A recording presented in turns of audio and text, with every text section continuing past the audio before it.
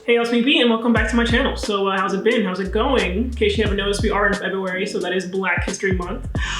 So I thought, as a Black woman, and a channel is kind of dedicated to nostalgic TV shows, I thought, what better way to celebrate Black History Month than to talk about some of the best Black History Month special episodes from our favorite childhood TV shows. And spoiler alert, there isn't many. Something I noticed while researching this is that unless you have a Black main character, you're not gonna get a Black History Month episode. You're just not. And I mean Black main character. I don't mean like the Black best friend or like side character, no. I mean like a main character. But no worries, I do have 4 episodes to talk about with y'all. Another side note is that I'm not gonna be talking about like the little commercial shorts that they have, because sometimes these channels do like to talk about Black History Month, but sometimes they won't like dedicate a whole episode.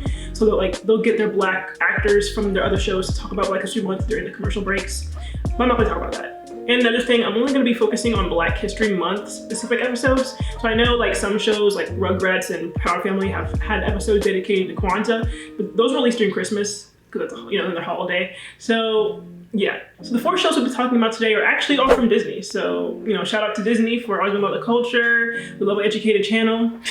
But yeah, so let's start with the Proud Family, episode 14, season 1, I Had a Dream, which was released on February 1st, 2002.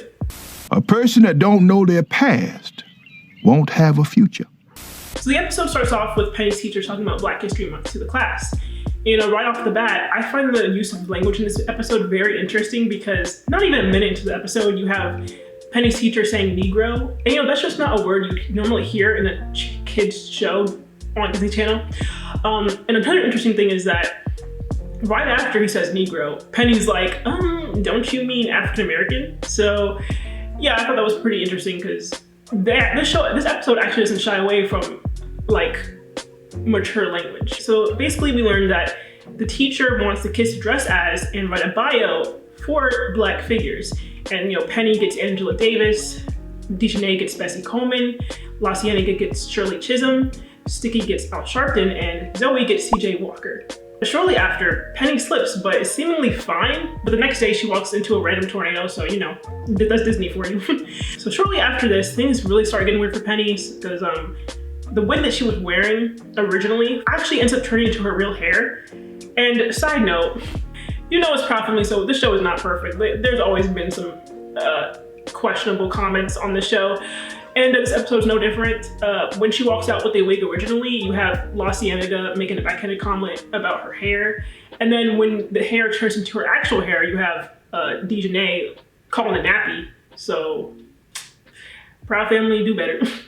Anyways, so as time goes on, Penny slowly starts to realize that she's no longer in the present day and that she's in the past, 1955 to be exact. And she starts hearing things like, no colored teachers work here, or I have no colored friends, from Zoe. Also, something interesting that happens during the episode is that when Penny goes home to figure out what's going on with her, she says Black, right? And her dad is like, what are you doing? We don't say that word. Black people don't call themselves Black. And I just thought that was, pretty interesting. So another interesting thing that I noticed when it came to this episode is that they don't really shy away from being realistic. For example, Penny's explaining how the future will be to Zoe, and she says, the SAT will still be in your favor. So I'm not gonna lie, I was pretty surprised when I saw that. I even paused and took a step back. I gasped when I saw that. I don't know, I just feel like when it comes to kids shows, you don't really expect them to, like I said, be realistic when it comes to all aspects of racism. So they'll talk about the major obvious ones like not hiring Black people or just discrimination in general, but things like prejudice when it comes to school. I feel like they wouldn't really talk about that in a kid's show, but when they said in the Proud Family just now, I was really surprised. But yeah, okay, so to carry on with the storyline, Zoe's bird basically gets sick, and Penny, being Penny, offers to help, so she takes her to her mom's house, and of course this is a big deal, but at that moment, Penny realizes that she wants to be friends with Zoe because she knows that that's how things are going to start changing. So when they get to school, Penny and Zoe are sitting next to each other, and when the teacher tells them that they have to break up, they start holding hands. And this ensues a kind of sit-in in the classroom, and then they start marching out of school, and they're greeted by some random angry mob that just suddenly showed up within the next few seconds. So in order to calm the crowd, Penny decides to recite MLK's speech.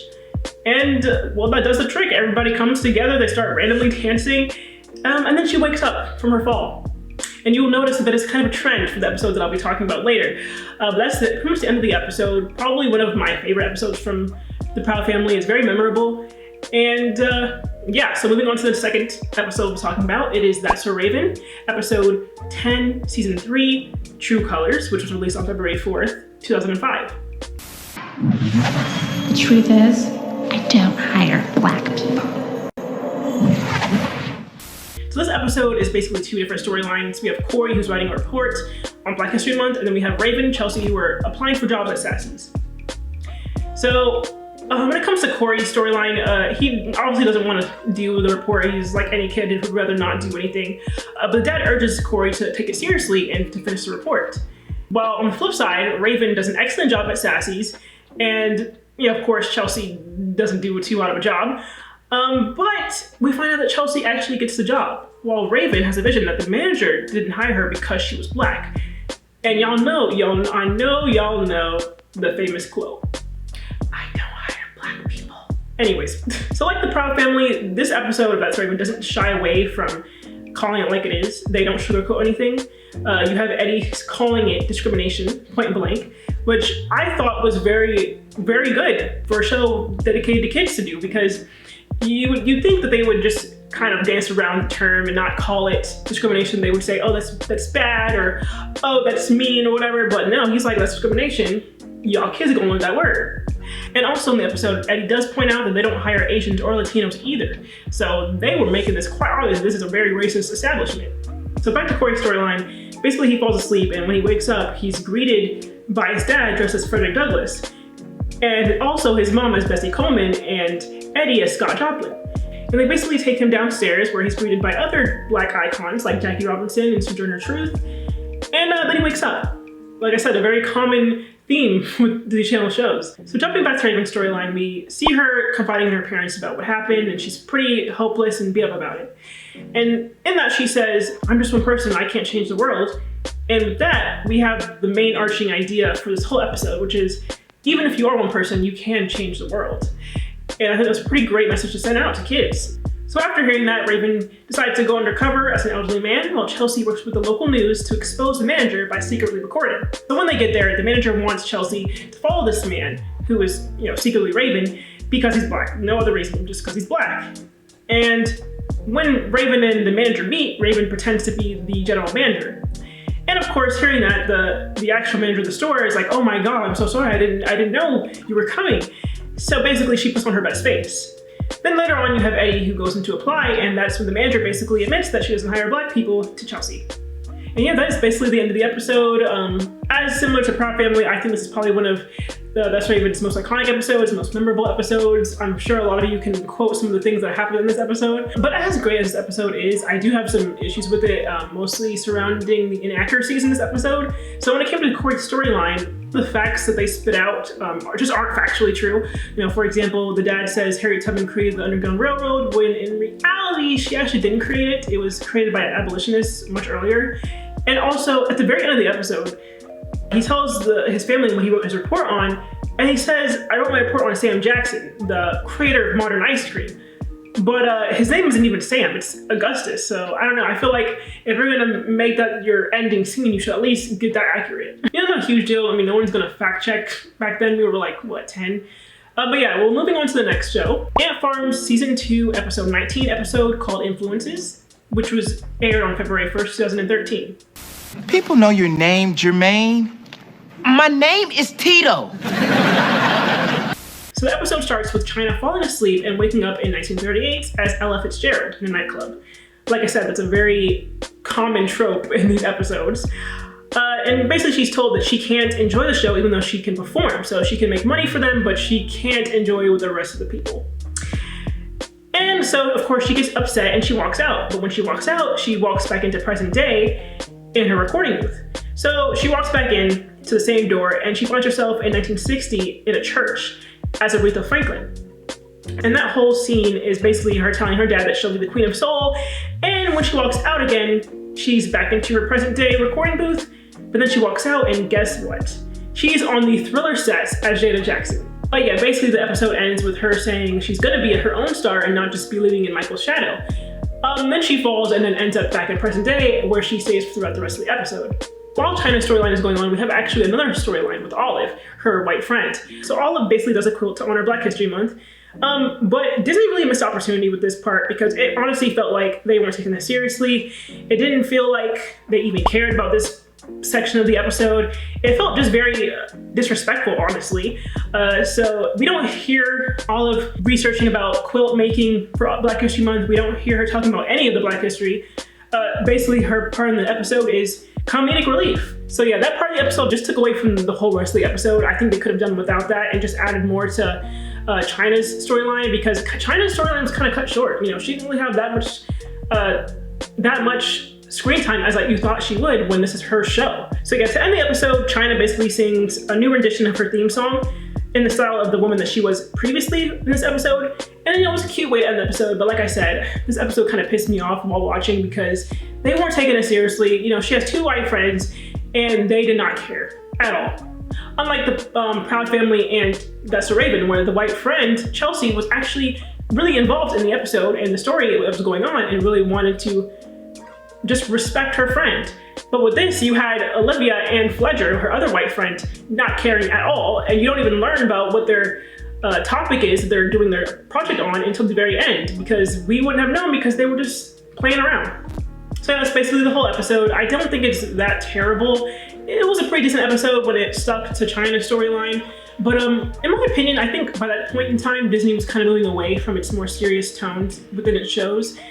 And also, it was kind of like the third generation of Disney, at least what I like to call it. It was like the newer generation. So yeah, I'm not surprised that the episode was like that, and it was kind of a joke half the time. But yeah, I think it's a real disservice to the kids watching, because I think they do deserve a more serious take on racism if they're going to learn about racism. And I'm pretty sure this is like the first time a lot of us learn about racism, which is through our, you know, shows and school, but you know, school don't teach us shit. But you know, I wouldn't say don't check this episode out. So if you want to, it is on Disney+. So now that brings us to our very last episode that we'll be covering for this video, and that is from the famous Jett Jackson. And I had to be honest with y'all, I never watched this show, like ever, but I like when I realized that there were so little episodes to cover for this video, I knew I had to find something that I never watched before, so this was it. But yeah, anyways, the episode we'll be looking at is season 2, episode 19, called Voices, and it was released on February 11th, 2000. Tell a lie enough times and it becomes the truth. So the episode starts off with Jett, who was the main character of the show, being given a historical tour of a city, Wilston. And during this tour, the mayor announces that Chester Farmville saved 50 people from a fire.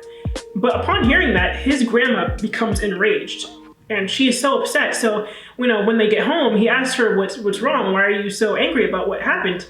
And she basically tells him that Chester never saved those people. It was her own father that did it. But the father was framed as the person that started the fire, when in reality, he was the one that saved those people, and Chester took the credit. And she says no one believed him due to him being Black and accused him of setting the fire instead. So at that moment, Jett decides to do his report on that for his class project on Wilster history. So while Jett is gathering information for his report, he ends up meeting a man that tells him a story about Poor Town, which was the rundown place where all these colored people live until the fire came. So when Jett realizes that this man might know more information than he's letting on, he asks him what the truth was. But all the man tells him is that it happened at night and that the night has 1,000 eyes. And then he magically disappears. Like true Disney form.